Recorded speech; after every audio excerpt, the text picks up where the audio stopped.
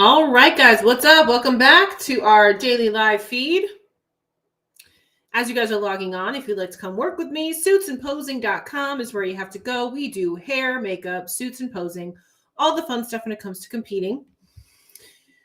As this notification is going out there, if you are logging on Instagram, we are also live on YouTube and Facebook. Welcome. Say hello, comment, say hi. Let me know that you're here. I see your notification going up on Instagram right now, and I just saw the notification for YouTube come up a second ago. So welcome, you guys. While we're waiting, up here in the corner, I have a QR code for our free webinar. Welcome from Oklahoma City. Welcome. Yeah, tell me where you guys are from. That's something we never do. I should do that.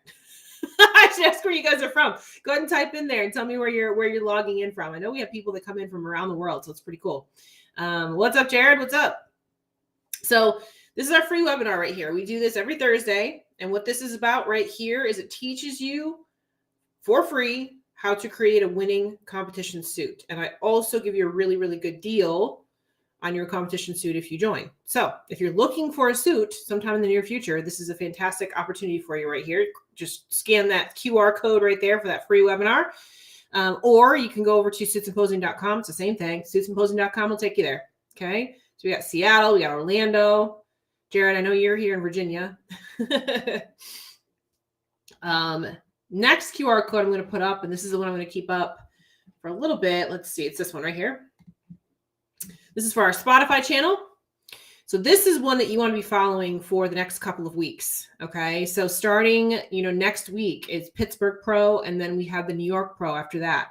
I will be doing live commentary just like I did at the Arnold. So for those of you that were not here for the Arnold situation, basically what I did was at prejudging and at finals, I sat and did commentary on my Spotify channel and uploaded that in. So if you purchased the live stream at the Arnold, then you could go back and watch the live stream with my commentary for the women's divisions. So I'm going to do the same thing for Pittsburgh and for New York. I don't know if they actually have commentators on Pittsburgh and New York or not for their live streams, but I do know they have live streams. So buy their live streams. And then if you want to hear my 2 cents with the prejudging and with the finals and all of that, then you can log on to my Spotify and listen along as well. So I sit in the audience and actually record my thoughts as the girls come out. So that's what that's all about. So go ahead and scan that for Spotify and follow us there. Tomorrow night, we will be doing our prep update evening. Welcome, you guys. Welcome. So if you guys have questions on your programming, your prep updates, your off-season updates, things that you're doing with your programming, tomorrow night is the night to bring that.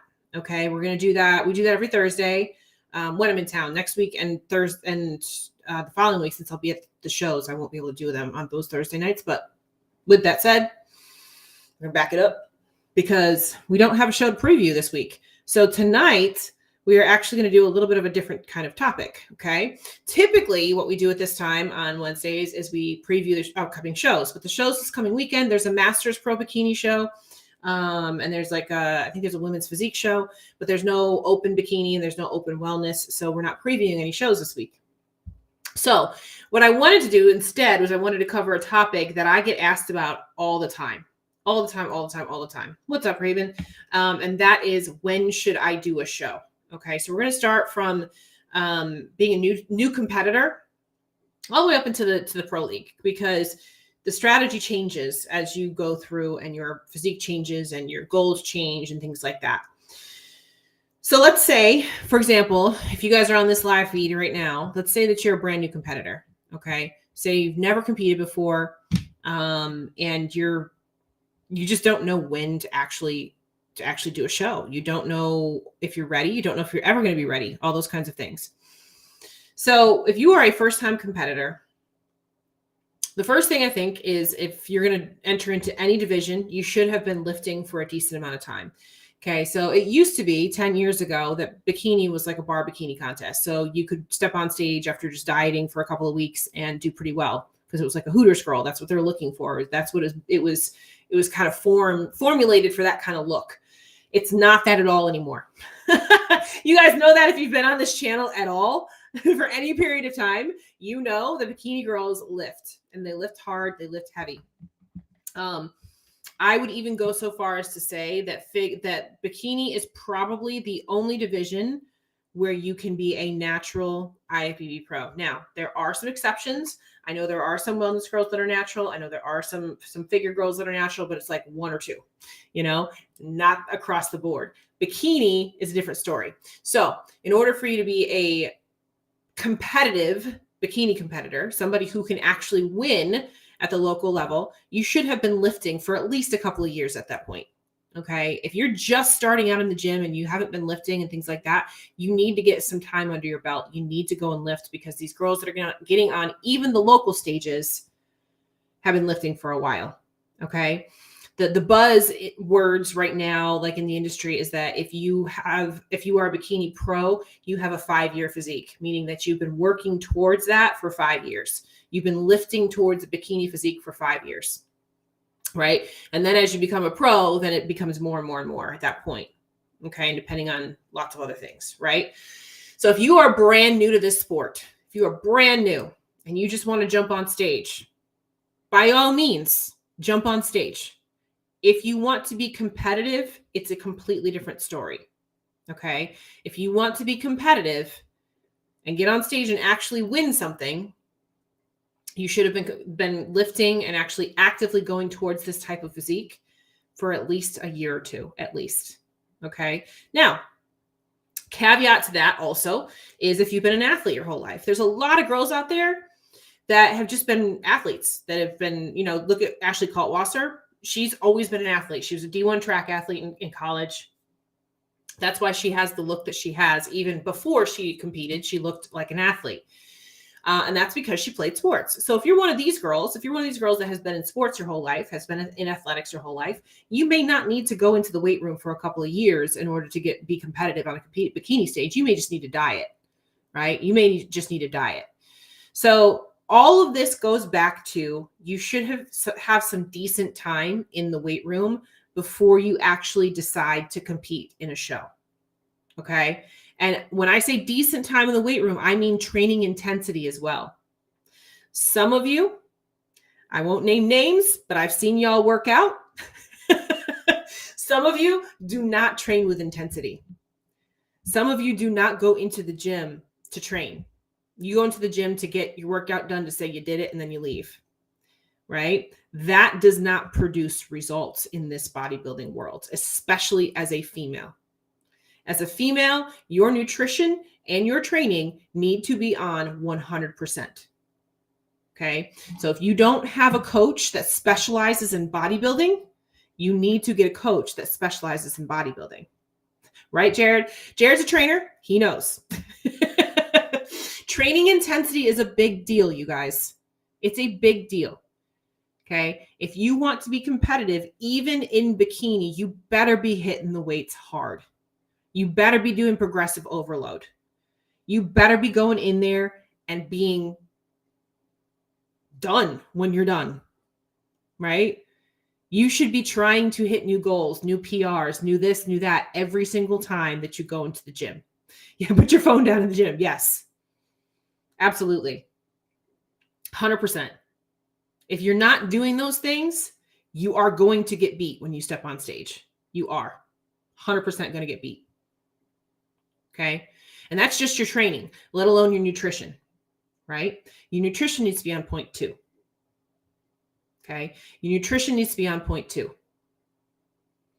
So if you're not doing this with intention, if you're fucking off on your off season, you're not going to be competitive. Okay. So when I say as a bikini competitor, and this is just bikini, we're just talking about entry level. This is your first time stepping on stage.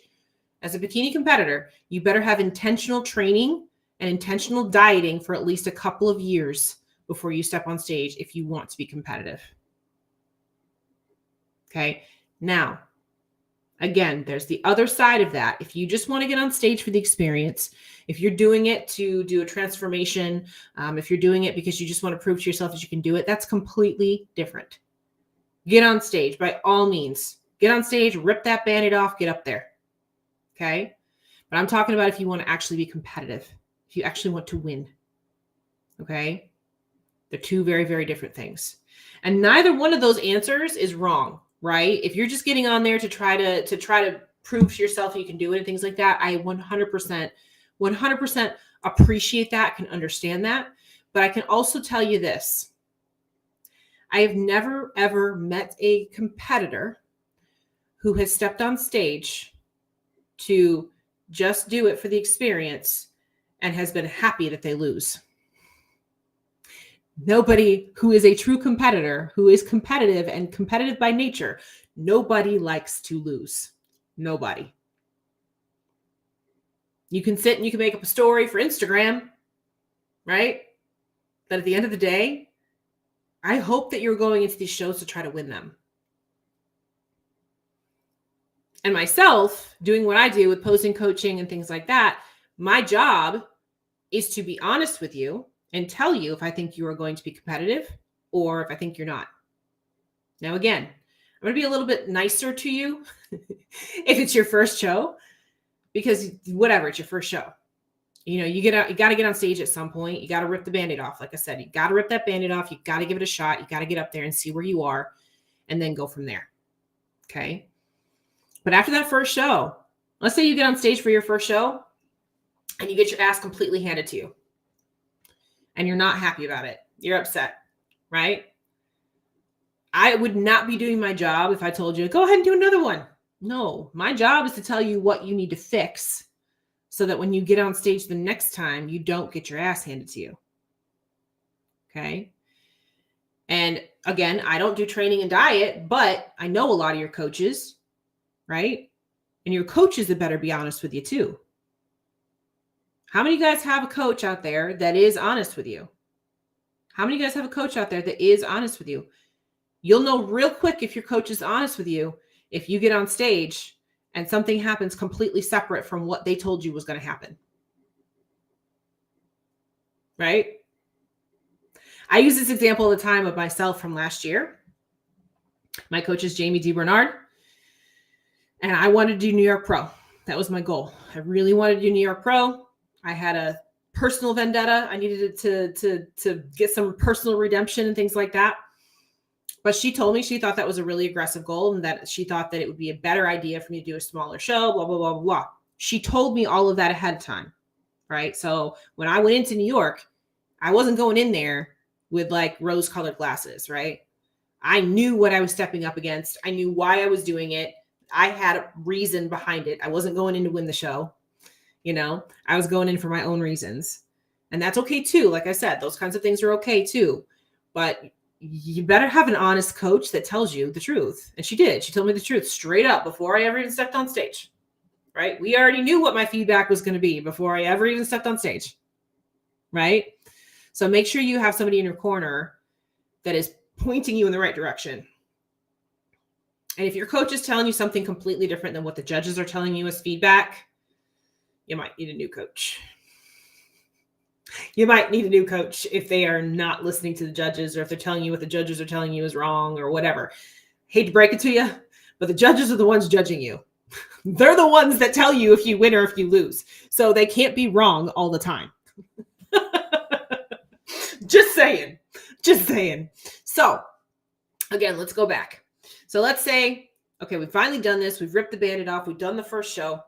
Okay, we get the feedback. Now what? Now what do you do? Well, if it's simple feedback, if it's something like you need to come in a little bit tighter, blah, blah, blah, then you can go on and get a little bit tighter and do another show, right? If it's something where you need to put on some size, you better put your butt into off season, right? You better go get some size on you before you step on stage again. Conditioning, we've talked about how words can mean different things. Conditioning can mean different things. How many of you guys have been told you need to be better conditioned when you get on stage? How many of you guys have been told by the judges, put it in the comments, that their feedback to you was you need to be better conditioned? How many of you guys have had that as your feedback? I have.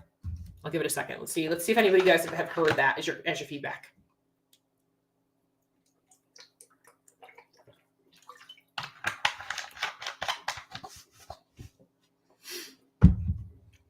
So while we're waiting for the answers to come in, yep, we're seeing yeps. How many of you guys know what that actually means? At nationals, yep. Yep. Here's the thing, guys. Conditioning can mean a few different things. So this is also where you need to understand, this is also where you need to understand that this vocabulary is different in the world of bodybuilding than it is in any other world, right? It can have different meanings. The word conditioning can have different meanings, okay? The first meaning is if you have enough muscle, conditioning means you need to come in leaner. Okay, conditioning means you need to come in leaner if you have enough muscle. If you don't have enough muscle, conditioning means you need to grow. Conditioning means you need to grow. You need to grow more muscle if you don't have enough muscle. Right? Again, I'll use myself as an example. My feedback last year was I need to be better conditioned. For me to be better conditioned and fit the criteria and the look, what that means is not for me to get leaner. What that means for me is to put on more muscle. If I went in leaner, guess what? My shape wouldn't work anymore. I would lose my glutes, I would lose my legs, and I would no longer have the shape of bikini. So now I've got a different set of feedback. Right? So you need to understand what the judges are actually telling you. If I didn't understand the fact that I knew I needed to grow more muscle and I knew I needed more glutes, I'd have kept competing and whittled away all the muscle that I had left. Right? And that would have been the wrong answer.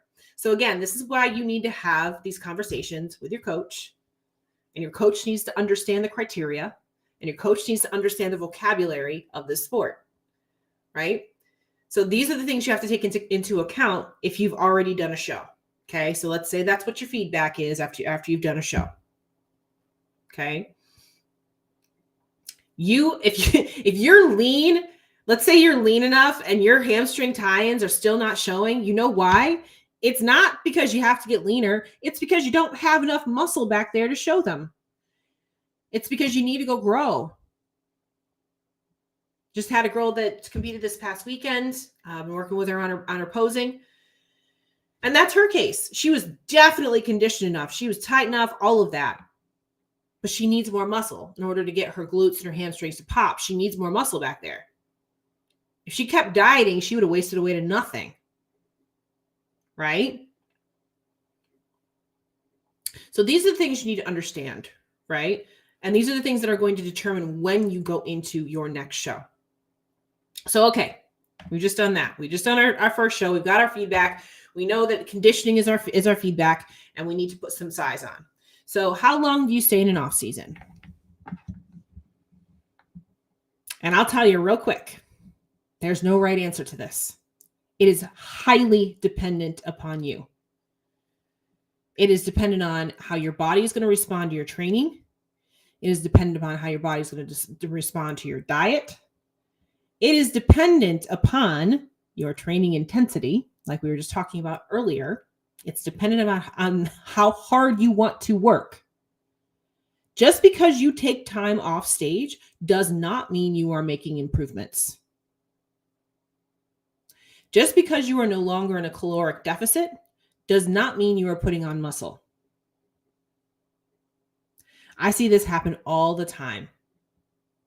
I see girls say, but I've been off stage all year. Yeah, but you haven't done shit to make your physique better in that year. You've put on 20 pounds of body fat and you haven't been going to the gym. Just because you're off stage does not mean that you are automatically getting better. You have to work towards getting better. You have to put that intensity in. You have to put that consistency in. You have to put that diet in.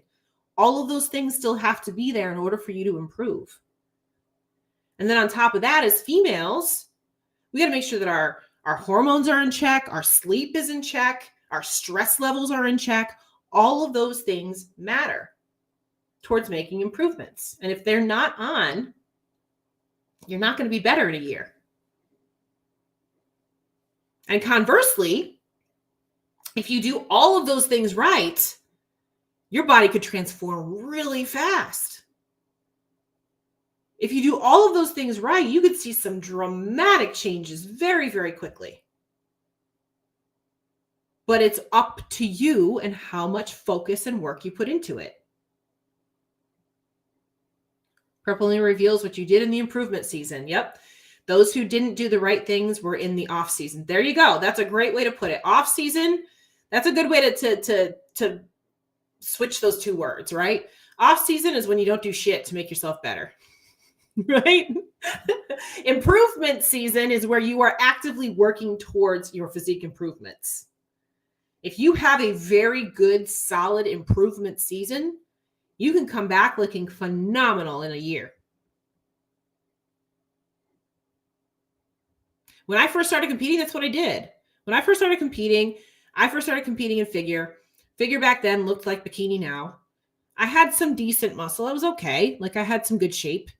You know, I'd been lifting for a long time again, but I hadn't been lifting with intention. I hadn't been lifting towards bodybuilding. I just been lifting. That's just what I did. I've been in gyms my whole freaking life. You know what I mean? So I just had an athletic build. I was a swimmer, all of that. So I had the swimmer body, which gave me the width and gave me the shoulders and all that. People always talk about my arms and stuff like that. It's because I was a swimmer. So those are the things that built me towards the sport. But then in order for me to fit into that category of figure and get better, I had to take time off. I had to take intentional time off. So every year that I was in the NPC, I took a good 8 months off season where I wasn't dieting. And again, back then I really wasn't on a really good improvement season plan either. As far as my diet, I would say my training had purpose for sure, but my diet didn't. My diet was all over the place. So, you know, who knows how much better I could have gotten if I actually had, you know, a decent diet. And I don't even say that. I don't say my diet was all over the place. I just don't think I was fed enough. I don't think I was given enough food. I was still kind of in a caloric deficit. So I think if I was fed more and it was a little bit more intentional, I probably would have put on more size, you know, but anyway, it was intentional at that point. So every year that I came back a little bit better because it was intentional, right?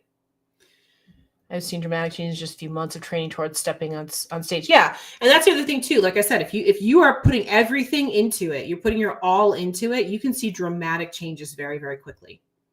And also, you know, depending on you and your body, it can take a little while for your body to catch up and then boom, all of a sudden explodes. That's kind of what happened to me.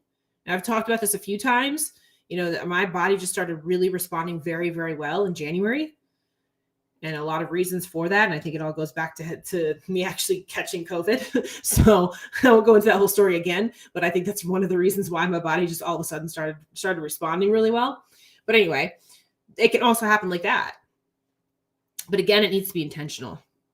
Okay. It needs to be intentional. We also learned there's a big difference between lifting for years and lifting for the stage. Absolutely. Absolutely. You know, and that's something too. Again, going back to intention. So let's say that you go into an improvement season, but you have a coach that doesn't specialize in bodybuilding and in this industry and in the criteria. Well, then you are being led in a direction that does not fit the direction you want to go. Right?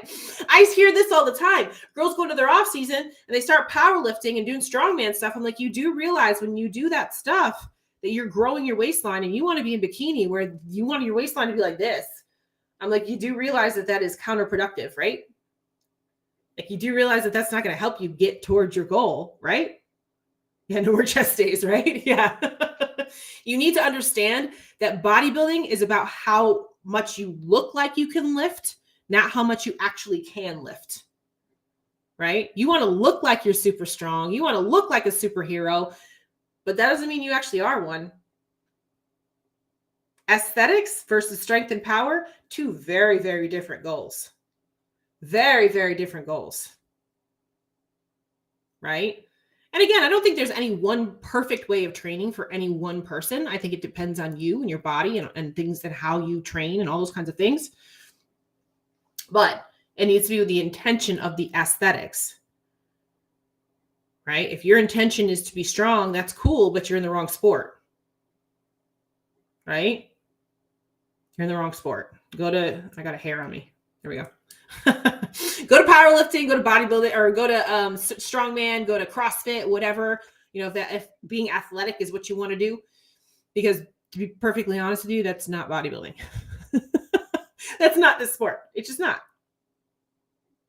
Right? Learned aesthetics over powerlifting the hard way. I was wondering why I was gaining weight and didn't want that. Yeah. I mean, and that's the thing. It's like they're two different sports. They're two different goals. Right? So again, that goes back to, okay, so maybe let's say that we've taken a year off and now we've improved our physique a lot because it was an intentional improvement season. Now it's time to get back on stage. Okay. So we're going to go back into another local show. And let's say that our feedback at that point is that we made the improvements that we need to make. Now it's time to move up to national level. Okay, cool. Go up to national level, but only if that's your feedback. National level is an entirely different game. It's an entirely different ball game, guys. People don't realize how much the competition steps up when you get to national level. It is a big step up. It is a big, big step up. Okay. Just because you qualify for nationals does not mean you are ready for it. Right? It does not mean you're ready for it. I see so many girls that go into a small show, they win the overall, they think they're going to go up to nationals and they're going to win the overall again, and they get their ass handed to them. Okay. This again goes back to, you better have a coach that's being honest with you. Now, if you want to go to national level to get the experience and to go do it, cool. By all means, go for it. But go in with realistic expectations. First time I went to nationals, I knew I was not ready to be nationally qualified or nationally competitive, but I needed to do it in order to see where my body fit. And so I went in with the right intentions. Okay. I knew I wasn't coming out of it with a pro card. That was not my goal. My goal was back then, again, this was friggin' forever ago. So back then it was not as competitive at the local level at all. So I wasn't able to see where my physique actually fit. So I needed to go to national level to do that. So it's very, very different today. A lot of local level shows are actually competitive. But again, you need to get that good feedback from judges and you need to listen, right? I know so many people that think it's going to be a hop, skip, and a jump to a pro card, and it just does not work that way. It just does not work that way. Definitely learned training and working out are two totally different things. Thought my coach was forgetting to update my exercises weekly, right? Yep, two different things, very much so. Yes, I hate when people say you should or shouldn't go to nationals until you win an overall. The size and talent of the show matter. Yeah, so absolutely. Absolutely. And again, there's no, like, I can't say go into this local show and if you win it, you're going to be good for nationals. I can't say that because it just depends on who shows up that day. It could be a very, very competitive show, or it could be not at all. It just depends on who shows up, right? So again, get the judging feedback. Get good judging feedback and understand what they're telling you, right? The top competitive national competitors are pros without the title. Yeah, 100%. They absolutely are. Because the following day, guess what? They are pros. Sure are. It's very, very difficult nowadays to get your pro card. Okay. It is not that easy. Even at the master's level, it's not that easy. You can't just expect to walk in and win. It doesn't work like that. Right? So, all right. We've made it to national level. We go up to national level, get your ass handed to you. What do? Guess what? You go off season again. Well, improvement season, intentional improvement season. Again, get your judging feedback and go into an intentional improvement season at that point. If you're close, the judging feedback is, you just have to tweak this or you have to tweak that, then yeah, hit another national show. Absolutely, 100%. But if you are like below that second call out, if you're outside of the top 10, you probably have some significant changes that you need to make, right? If you're outside the top 10 in your class, you probably have to go into an improvement season. It's pretty clear when I go to a national level show who's going to be in that top 10. It's pretty clear. Even the top 5 most of the time too. Okay. So if you're outside of there, go get your feedback and go back into an improvement season. And again, stay in improvement season until you have made those improvements. It could be a few months. It could be a few years. Like I said at the beginning of this, bikini pros are a good 5-year physique at this point. It's not I'm going to jump on stage and win my pro card. It doesn't work like that. Okay. So again, all of this boils back down to making sure that you get good judging feedback and that you listen to your coaches, right? Okay. And then once you've hit the national circuit, you win your pro card. Now you're going to the pro league. Now it's a whole other ball game, and it's a whole other set of strategic moves. You have to think about judging panels. You have to think about timing of shows, qualifications, all this sorts of stuff. It is a completely different ball game. So again, going back to, if you win your pro card, you're not going to automatically walk onto the pro stage and qualify for the Olympia. It does not happen like that. Maybe one person every year will do something along that line. One, maybe if they're really super lucky. It does not happen across the board. It does not happen. Okay. So if you really want to get to this point, okay, if you really want to get up into the pro league, if you really want to get up into Olympia contention, you have to treat this sport with intentional training every single day. You can't have an off day. And I don't mean like taking a rest day. That's not what I mean.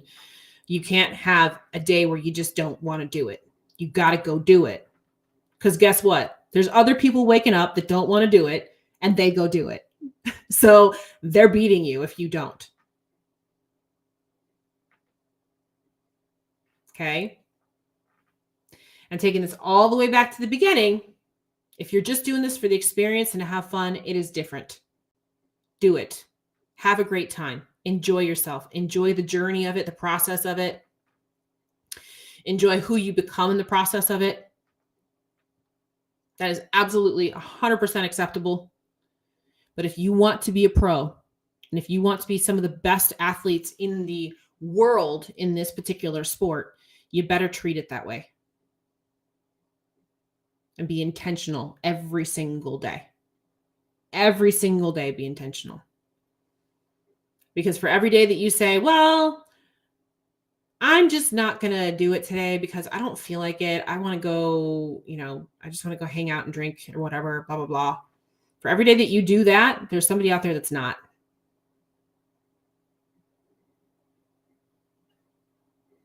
There's somebody out there that's not making excuses, and they're going to beat you. Now, if you want balance, hell yeah. Enjoy it. Have balance. Again, there's nothing wrong with that. Have balance. Okay? Everybody's going to have a different goal of how they decide to execute their career and execute their hobby, because at the end of the day, this is a hobby for everybody, right? Nobody's making their living off of getting on stage. Nobody. Not even the top male pros are making their living off of getting on stage. They're not doing it. They're making their living elsewhere, right? If you're an amateur, stop thinking like a pro and trying to approach your off season like what you see on IG. Do your reverse. Stick to the plan. You're not a genetic freak. Most of us aren't. That's right. Genetic freaks, the reason why they're labeled that is because they're 1 in a freaking billion. There's not most people, most successful pros out there are not genetic freaks. Yes, they're genetically blessed. Yes, they are genetically blessed, but they're not genetic freaks. Most of them put a whole hell of a lot of hard work. I was going to say a lot of bad words, and I caught myself. It tripped over my tongue instead. Whoops.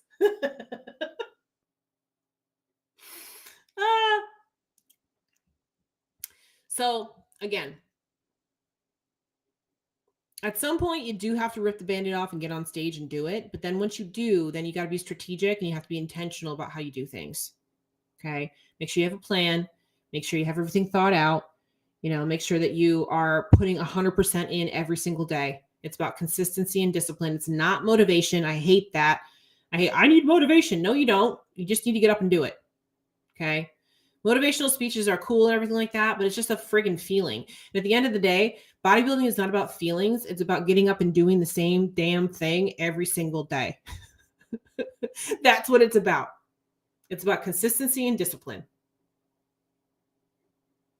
It's not, we talked about this a couple weeks ago. It's not sexy. It's not sexy. It's just about doing what you're supposed to do every single day. Yep, discipline, consistency and discipline. Absolutely, 100%. Which will translate over into every other aspect of your life. You know, we've talked about this before. If you get this down for bodybuilding, it's going to help you throughout the rest of your life, make you successful throughout the rest of your life. Sure did for me. Sure did for me. Right? Any questions, guys?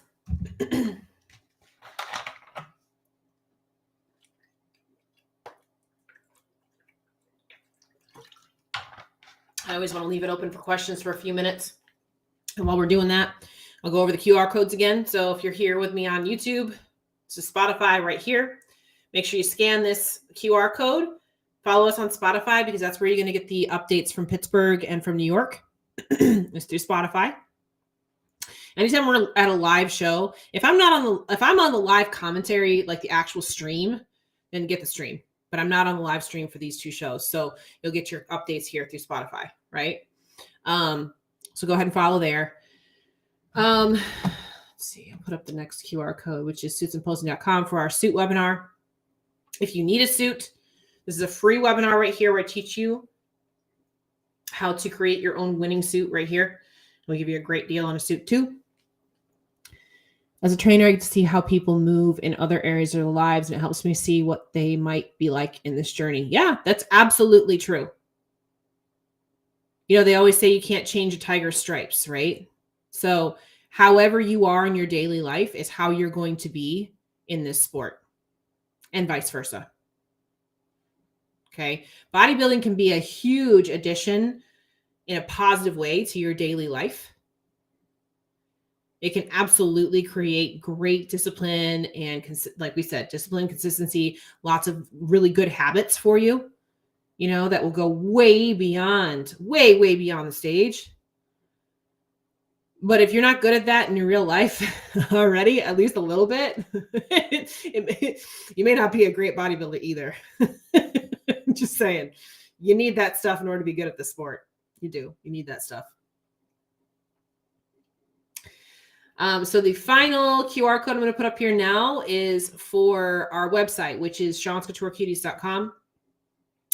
This particular QR code, that will get you to everything that we do. So posing, suit, hair and makeup, whatever it is you need, it's all right there. That'll also, if you go to our website, you can get to our Spotify channel there too. You can get to our YouTube channel there too. So if you go to seanscouturecuties.com, that is the hub. That has everything right there. So just scroll down, you'll see all of it there. It is a brand new site. We finally have it up and working really well again after we got hacked a couple weeks ago. No big deal. As soon as we got it launched, we got hacked. We're like, awesome, friggin' phenomenal. But it's better now. Better now. So go ahead and check that out. We will be doing hair and makeup at Pittsburgh Pro as well as New York Pro. So if you need hair and makeup, also for like photo shoots and stuff like that too, because I'll be at both of those shows for like 3 days. So if you need anything before or after the show, just let me know. What else? Am I missing anything? I think I went over everything. Tomorrow is our prep update day. So come with your questions as far as programming, updating, and things like that's concerned, whether it be improvement season or prep stuff, that kind of thing. Because what happens is I check in with my coach every Thursday. So once I've done that, then we come back and we review all of that. I used to do that as kind of like a vlog situation, but it was boring. So I started doing it with you. It's a lot more fun when we all get to discuss and you come with your questions and all of that too. And then next week is when we will start our coverage for Pittsburgh. So we'll preview Pittsburgh, all of that. And then the live streams will go, I think, because Pittsburgh's a 2-day show. So live streams for Spotify and all that will go on both Friday and Saturday. So be paying attention. I'll give you guys more updates as far as scheduling and stuff like that's concerned too. So you know when to be paying attention for those to go up. But I do recommend that you get the live streams for the show that shows themselves, because then you can listen to my commentary along with the show. Okay. So that's the whole goal right there. All right. I think that's it though. Hope you guys have had a fantastic week so far. I can't believe it's Wednesday already.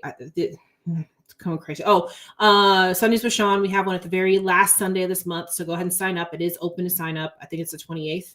It's that Memorial Day weekend. So it is open. Go ahead and sign up for that. Yeah, we'll be back again tomorrow night, and we'll have another prep update, off-season update kind of situation going on. So again, write down questions. Come to the live stream with questions for tomorrow night, okay? And then we'll discuss everything. Cool? All right, you guys. I hope you had a great week. I'm going to let you go off Instagram first. And then